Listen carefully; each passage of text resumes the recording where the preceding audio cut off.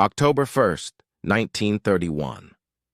Off the frozen coastline north of the Alaskan settlement of Barrow, a hard, low sun, a brittle wind carrying the metallic sting of packed snow. From the deck of the small Hudson's Bay Company cargo steamer Baychimo, men in oilskins hauled on mooring lines and shouted above the cough of the triple expansion steam engine.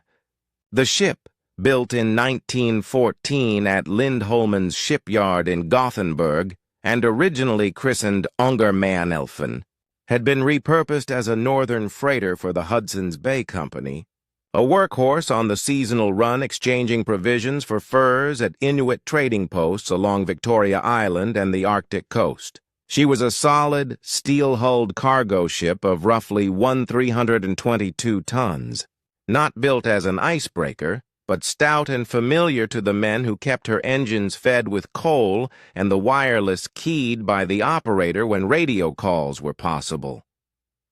On that morning, the crew, a mixture of company men and hardy seafarers used to the short Arctic summer, noticed the first slow advance of pack.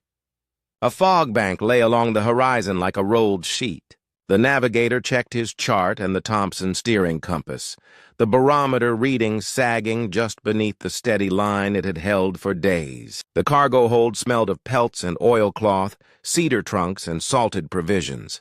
Chief Engineer's voice carried up from the engine room. Boiler pressure steady, furnace doors stoked. Prop shaft running true at slow revolutions. But the sea betrayed subtle, dangerous changes, a grind in the hull as flows bumped, a creak that traveled through steel and bone, a shudder aft where steerage men felt the ship hesitate in its roll. By October 8th, the Baychimo was effectively beset. Ice closed in like a hand pressing a coin into dough.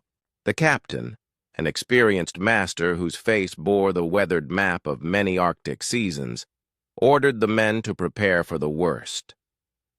Timber and canvas were stripped from cargo spaces to build shelters ashore. The wireless operator sent a terse message requesting assistance, the spark gap transmitter spitting Morse into the cold air that carried it poorly. The Hudson's Bay Company arranged for aircraft and relief, but the Arctic is a place where technology meets elemental will. Airplanes of 1931 made valiant attempts, but they were new players in a landscape of ice and wind. Radio was useful but not omnipotent. On October 15th, a company aircraft reached the trapped vessel and retrieved 22 of the crew, evacuating them to Barrow for safety. They would be flown out to the nearest aid. 15 men stayed behind, choosing, or obliged, to wait out the winter if the Baychimo could not be freed. These men built a small wooden shelter a short distance from the ice-bound ship, a conspicuous rectangle of human labor against the bleached sweep. They stowed what they could, made a small stove from sheet iron, and prepared for the long Arctic months. They believed that the ship might ride the ice's fickle swell and that spring would bring salvage. For weeks they watched the horizon and listened to the creak of the hull where it met frozen sea. November 24th arrived with a storm that roared across the ice like a living thing. Blizzards in the high Arctic are not just wind and snow. They are sound made solid, a grinding that lifts and drops with the tide of air. When it cleared, the men dug through the frost and the footprints and found no ship. The Baychimo had sheered away from where it had been anchored in the floe. The skipper concluded the obvious. The ship must have been wrecked in the storm, broken up and sunk. They set off across the ice, following tracks and leads, and a few days later an Inuit seal hunter told them he had seen the Baychimo some 45 miles to the south, a pale hull riding the ice like a ghost. The men retraced the trail, found the ship where the hunter had said, and, deciding she would be impossible to winterize and survive the season, recovered the most valuable furs and cargo that could be moved. They left the Baychimo, formally abandoned her, and took what they could carry by dog team or, where possible, by aircraft. Abandonment in the Arctic does not mean absence. It is a practical decision made by people who weigh risk and return. They salvaged what they could and left a notation in company records. From the skeptical administrative perspective of the Hudson's Bay Company, the case was closed. The Baychimo was lost. From the human perspective of men who had stood on her decks and watched seals swim in the ice leads, the picture was more ambiguous. The Arctic, it turned out, kept the hull intact when men believed she was claimed by the sea.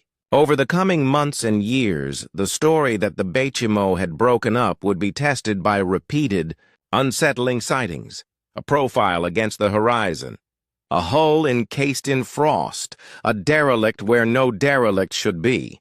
December 1931 into early 1932. The Arctic winter is a ledger of time measured not by hours, but by light. Days shorten to a thin strip of dim.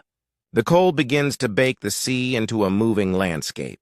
Word of the Baychimo's reappearance spread through whaling stations and Inuit camps like a rumor given shape. Leslie Melvin, traveling by dog sled toward Nome, reported seeing a hull drifting peacefully near shore that winter. Prospectors and trappers later reported the same silhouette, sometimes icebound, sometimes riding a lead. The Baychimo, contrary to official expectation, had become a ghost ship. In March 1933, the story gained a dramatic chapter. A party of Inuit, hunters and coastal people intimately cognizant with ice behavior, found the Baychimo and were able to board her. They spent 10 days trapped on her decks by a freak storm, relying on the provisions and shelter the hull offered. These were practical men and women whose lives had long been woven with the sea's moods. They took hammocks, blankets, and some furniture. Their survival on the derelict was testimony to both human improvisation and the odd generosity of a steel hull among the floes. Word of their experience traveled to the settlements and, through Hudson's Bay Company channels, to the outside world. In August 1933, an event would bring the Baychimo international attention. The MS Trader, a small schooner engaged in local trade, and its crew, accompanied by the author-botanist Isabel Wiley Hutchison on a surveying voyage, found the Baychimo languidly adrift 12 miles off the settlement of Wainwright, Alaska. Hutchison recorded the boarding with a writer's eye. The deck furniture clotted with rime, the frozen portholes, the silence. The boarding party salvaged a whaleboat, some chairs, and odd articles of furniture, along with a handful of useful implements. The trader's crew recorded the experience with the same mixture of journalists' curiosity and mariners' caution. The image of an industrial hull, manned by chairs and a mute brass bell, moving where no one steered it, fed into the contemporary imagination. Through the 1930s, these sporadic boardings and sightings multiplied. In 1939, Captain Hugh Paulson, sometimes reported as Polson in later retellings, mounted an attempt to salvage the Baychimo. He and a small party reached her and boarded, but creeping ice floes and a bulky small boat forced him to abandon the plan. Not all salvors came away empty-handed. Furniture, small tools, and stoves were taken by communities and traders, but no party ever made a sustained claim to bring the hulk to port. Technically feasible salvage in icy seas demands a window of temperate weather, adequate tugs and lifting equipment, and, crucially, untenable risk tolerance. The Baychimo's pattern was to appear, be boarded, and then be driven away by ice and weather. The ship's repeated survival raised technical and human questions. How could a vessel abandoned and battered survive multiple winters and yet drift hundreds of miles among moving pack? Experts pointed to the stoutness of early 20th century steel hulls and the way ice can sometimes cradle a ship rather than crush her. When a hull is snugly held in a flow, the stresses can be distributed. When freed by leads and tides, the hull can ride with implied buoyancy. But technical accounts were only part of the explanation. The Baychimo's life among the floes was also a social phenomenon. Inuit hunters and coastal communities used the derelict as resource and shelter. Traders viewed her as a seasonal opportunity. Journalists framed her as a ghost, and the press amplified the myth. By the mid-1930s, the Baychimo's story had entered a cultural orbit. Photographs, grainy, high-contrast images of a ship rimed in ice, circulated in newspapers and magazines, accompanied by narrative framings that mixed awe and commercial benefit. The Hudson's Bay Company, whose logbooks had recorded the abandonment and the subsequent curious reappearances, maintained an ambivalent bureaucratic position. The hull was a company asset in theory, but the cost and hazard of salvage made it a practical loss. In Hudson's Bay records, the Baychimo was an odd file, abandoned, sighted, and typically assigned a notation that assumed eventual loss. And yet the sighting log lengthened. 1934, 1935, 1939. Names, dates, coordinates recorded in the margins of men's notebooks that would later be cited by historians. Meanwhile, local accounts and oral histories introduced a human texture the corporate records lacked. The Baychimo anchors itself in memory as a thing that saved people and baffled them. An Inuit family used its stove one winter. A whaling crew salvaged planks for boat repairs. A prospector stored a sack of flour aboard until he could transport it. The ship's unintended role as an Arctic resource complicated any simple narrative of maritime loss. The Baychimo was a lost thing, but it was never useless. 1940s, 1950s. The world's attention turned away from Arctic curiosities as global conflict consumed headlines. Yet the Baychimo persisted in local memory and in the occasional maritime report.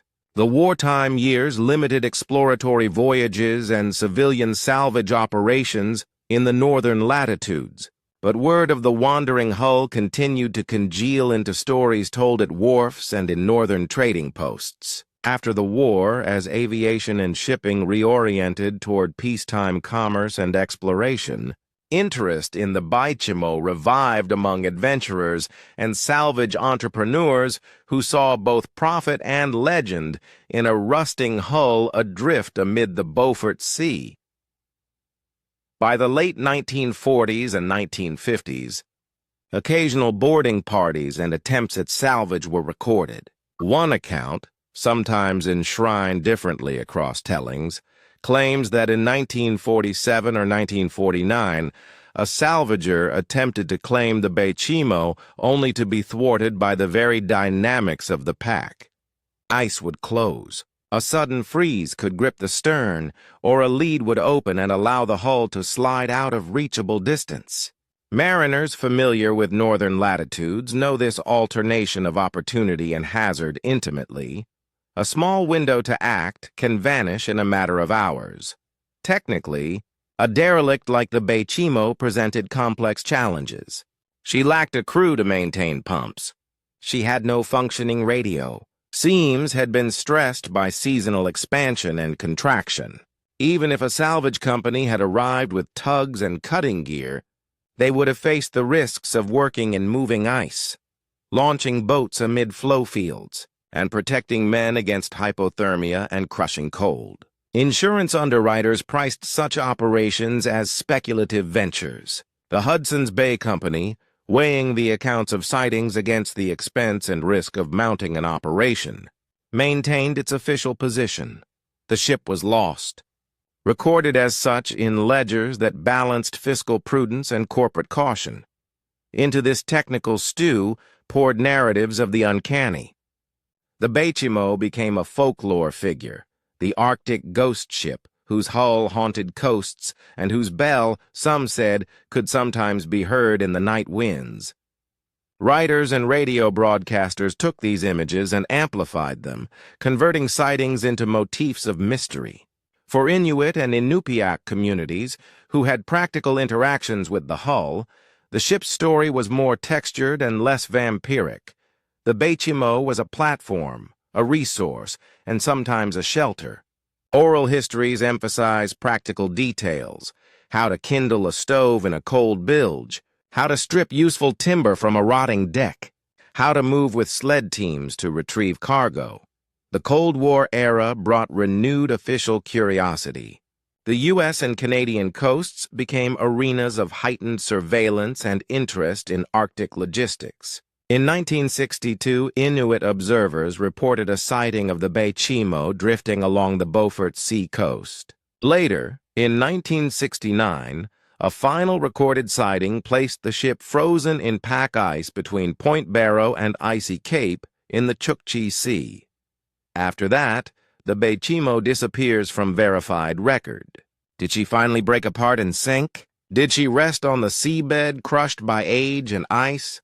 Debris was reported at intervals, but no comprehensive survey recovered a definitive wreck site. The politics around Arctic rescue and salvage are not merely bureaucratic. They reflect shifting national priorities. Where once commercial fur trade underwriting defined whether to attempt salvage, by the 1950s and 1960s, strategic concerns, scientific budgets, and indigenous sovereignty-colored decisions. The Baychimo's status, as company property, as drift hazard, as cultural icon, made an actual rescue or recovery more than a technical exercise. The cost-benefit calculus always tipped toward leaving her where she was and letting the Arctic decide.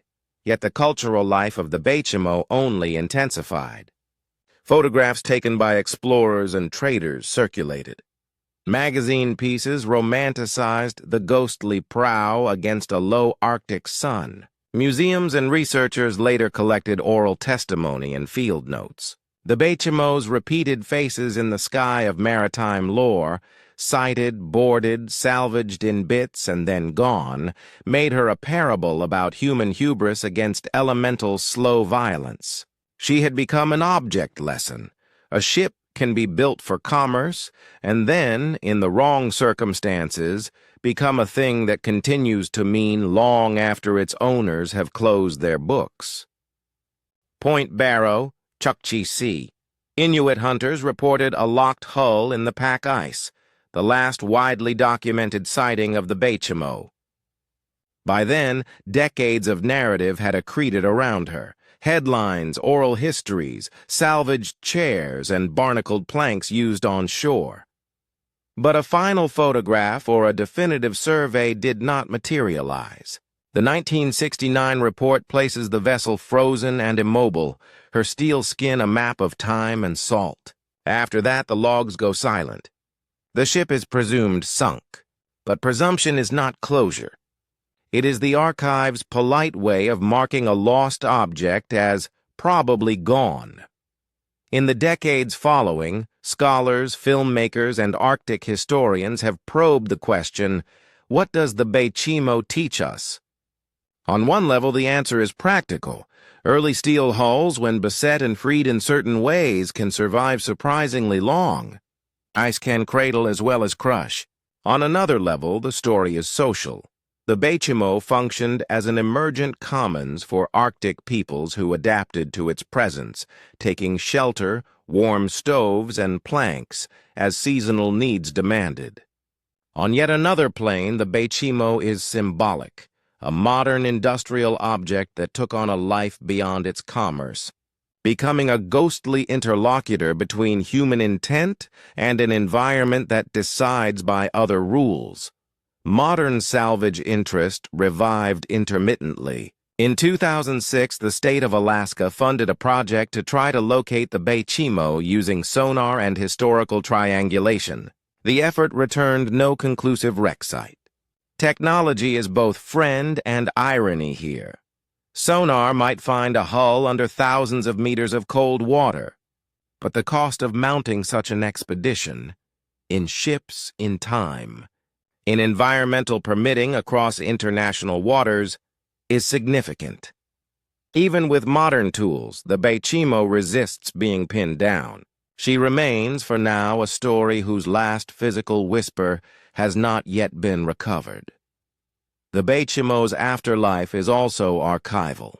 Museums in northern Canada and in maritime collections preserve fragments, photographs, oral recordings, and correspondence, the paper and wood and memory that survive when steel does not. These items allow historians to map how an industrial object became a story that stitched together Inuit testimony, trader logbooks, corporate ledgers, and popular media. Her archive reveals not just the fate of a single hull, but the changing calculus of the Arctic itself. As trade routes, technology, climate, and sovereignty changed, so did the human relationship to derelict industrial objects.